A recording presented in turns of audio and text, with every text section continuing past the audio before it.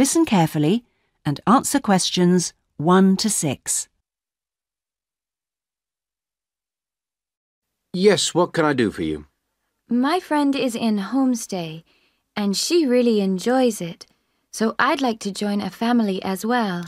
OK, so let me get some details. What's your name? My name is Keiko. Could you spell your family name for me? It's Yuchini. That's Yuichini.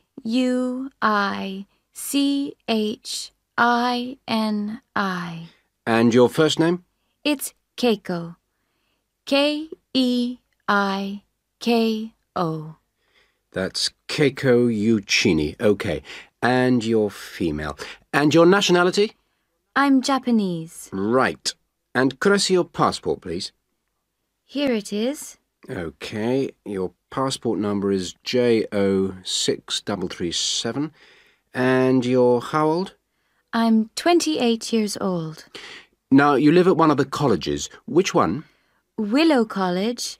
Room 21C. Right. 21C Willow College. And how long are you planning on staying with Homestay? About 4 months.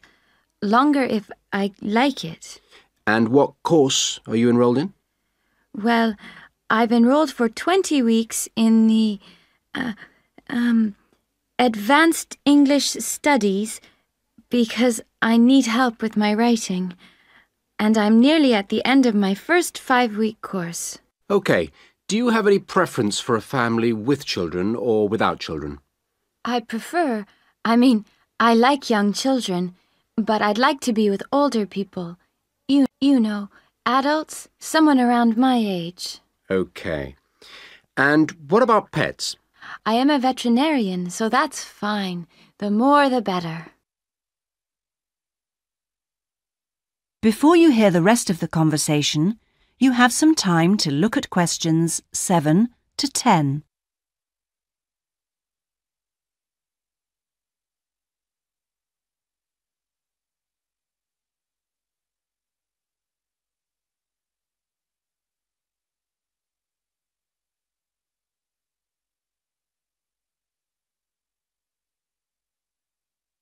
Now listen and answer questions 7 to 10. All right. Now, what about you? Are you a vegetarian or do you have any special food requirements?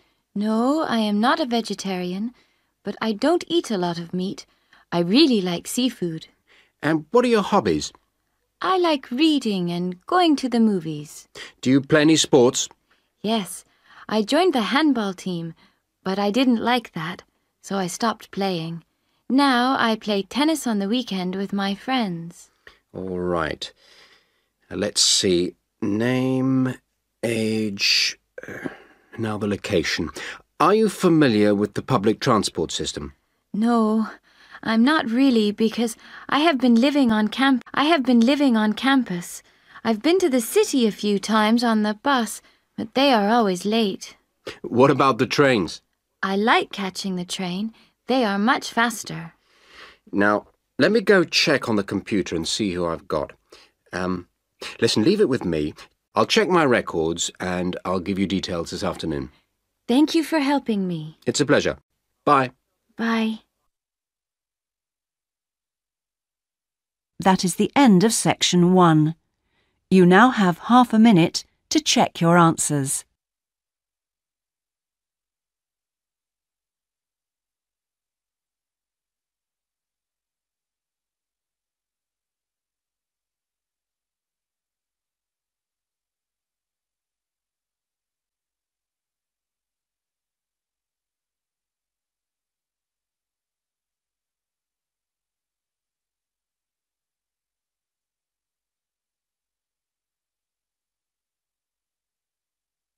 Now turn to section 2.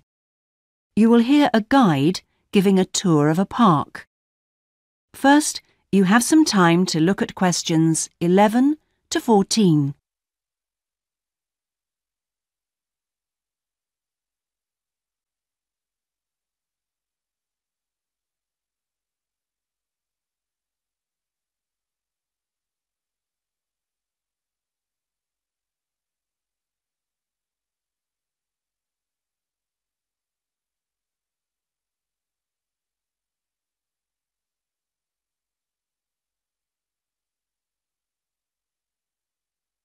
Now listen carefully and answer questions 11 to 14. Welcome to all of you. Can everybody see and hear me? Good. I'm Sally, your guide for this tour of the Bicentennial Park.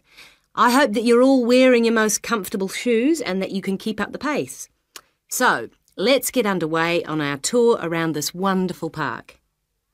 I'll start today with some general background information. There used to be a lot of factories in this area until the 1960s. Creating the park required the demolition of lots of derelict buildings on the site, so most of the exciting park space all around you was originally warehouses and storehouses. The idea of building a public park here was first discussed when a property developer proposed a high-rise housing development, but the local community wasn't happy. If the land was to be cleaned up, they wanted to use the site for recreation. Residents wanted open space for outdoor activities rather than housing or even an indoor sports complex. Now, to the Bicentennial Park itself. It has two areas, a nature reserve and a formal park with man-made features and gardens. The tall blue and white building in front of us is called the Tower and is the centre point for the formal gardens. It stands 12 metres high, so follow me up the stairs to where we can take advantage of the fantastic views. Before you hear the rest of the tour, you have some time to look at questions 15 to 20.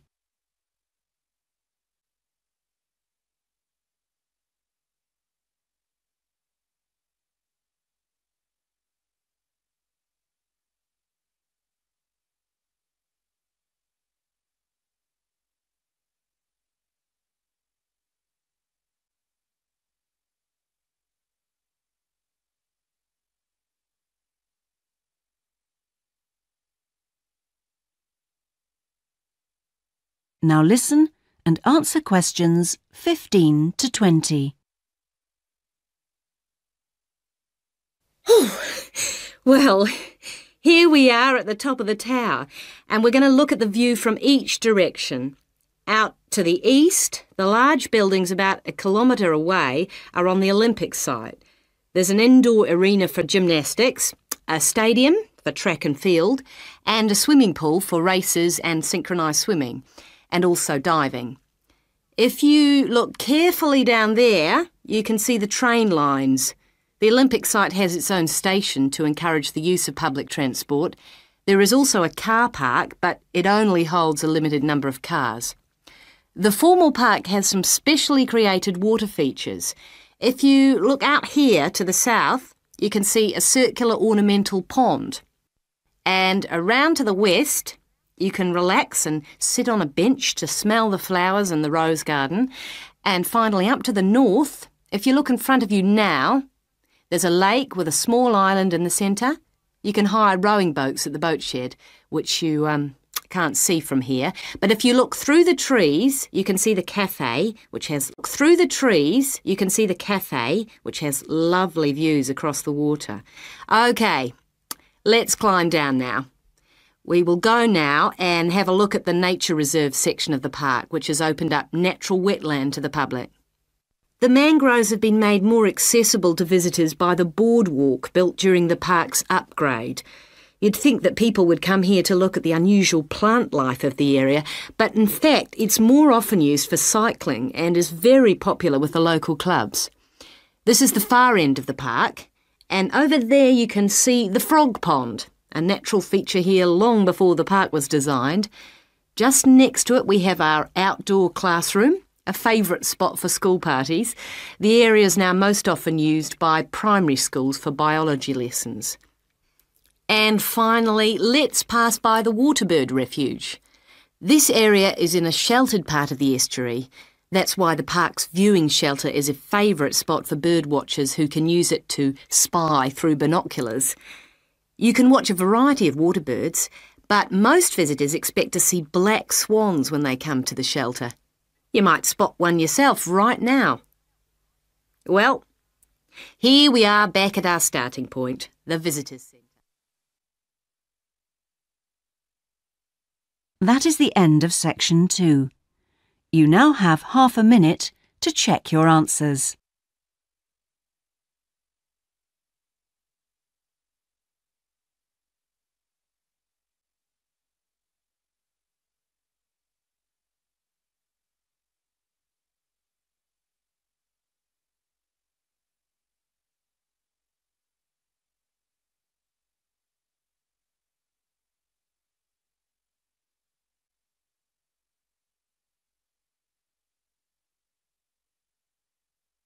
Now turn to section 3. Section 3. You will hear two students discussing a geography presentation they're going to give. First, you have some time to look at questions 21 to 26.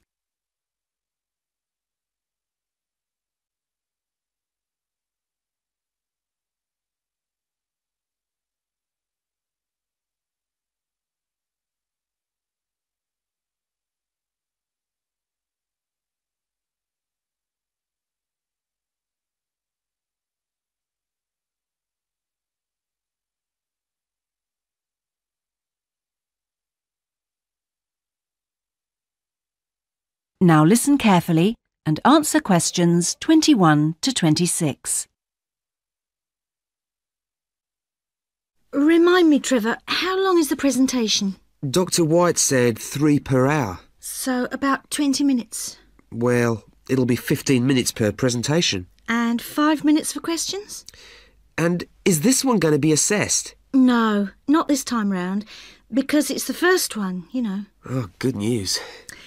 Well, Trevor, what are we going to include?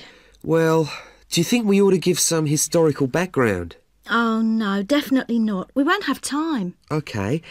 But I think we ought to say something about the geographical location. Because not a lot of people know where the islands are. Yes, OK. I'll take notes, shall I? Yeah, that'd be a help. So, geographical location? Then we ought to give an overview of the whole education system. Shouldn't we say something about the economy? You know, agricultural produce, minerals and so forth? Well, Dr. White said we shouldn't go into that sort of detail. But it's pretty important when you think about it, you know, because it does influence the education system. Look, let's think about that one later, shall we? Let's see how we're doing for time. OK, so general overview of education? Of course. And then the role of English language. No, that goes in the language policy seminar, don't you remember? Are you sure? Positive. All right. So those are the topics we're going to be covering. Mm-hmm. Before you hear the rest of the discussion, you have some time to look at questions 27 to 30.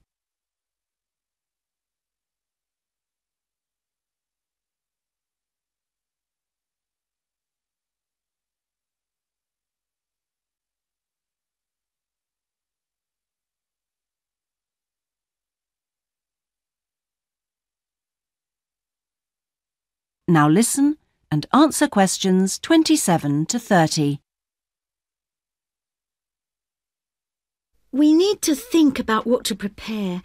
Dr. White said he wanted us to use plenty of visuals and things, and we might as well try them out when we're not being assessed. Well, the most important thing is the overhead projector. No problem. We'll get that from the media room. Must remember to book it. Well, we'll need a map, of course. Probably 2. One of the islands, large scale. And one of West Africa. Well, the West African one is no problem. There's one in the resources room. Oh, yeah, of course, the resources room.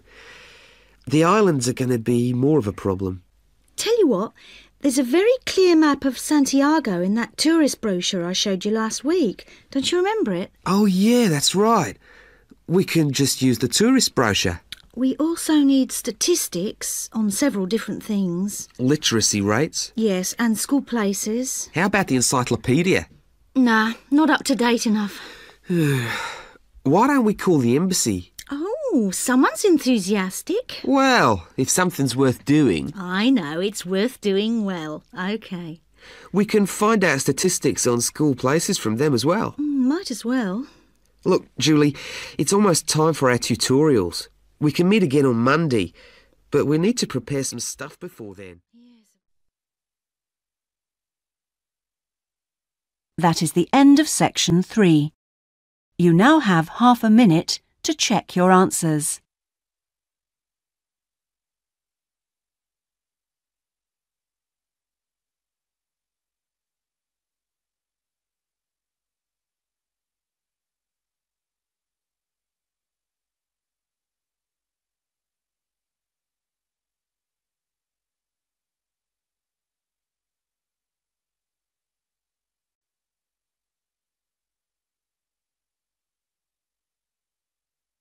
Now turn to section 4. Section 4. You will hear part of a lecture about a chemical substance called monosodium glutamate.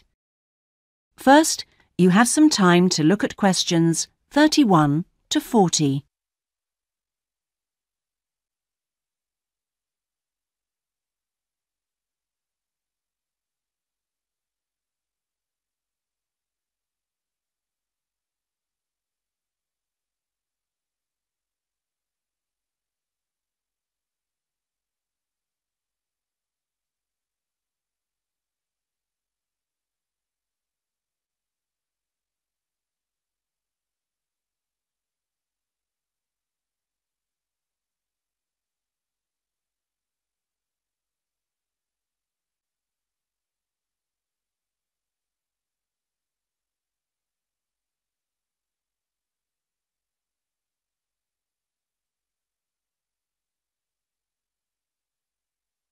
Now listen carefully and answer questions 31 to 40.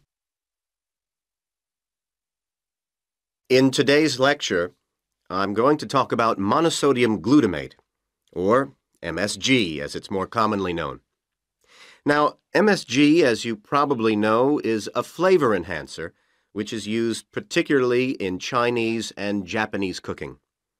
Today, I am going to explore why it is so popular in these cuisines, and more importantly, how does it enhance the flavor of food? The main reason why MSG is more commonly used in Japanese meals is tradition. For many thousands of years, the Japanese have incorporated a type of seaweed known as kombu in their cooking, as they discovered it had the ability to make food taste better.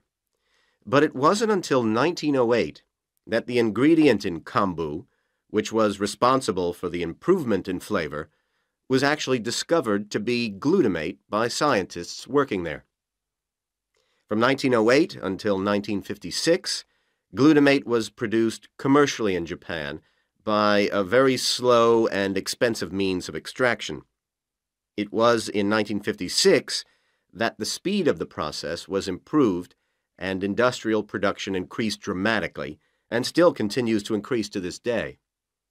In fact, hundreds of thousands of tons of MSG are produced all over the world today.